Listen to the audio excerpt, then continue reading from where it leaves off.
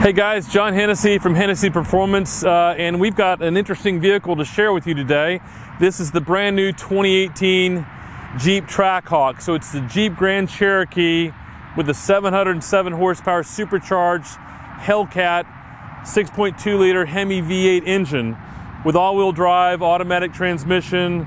And I've had a chance to drive this car briefly, and it's really ridiculous. That would be my nickname for this vehicle.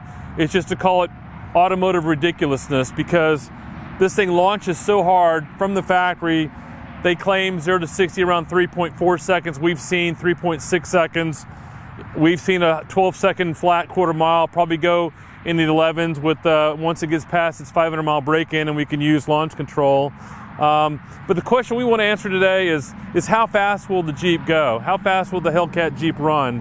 And I've read that they advertise it as being capable of 180 miles an hour, which seems like a really big number for something that's basically a big shoebox with wheels. So, but it's a pretty impressive vehicle. So we're going to take it out to our local test track and see what kind of a speed she'll run, and check it out. Thanks.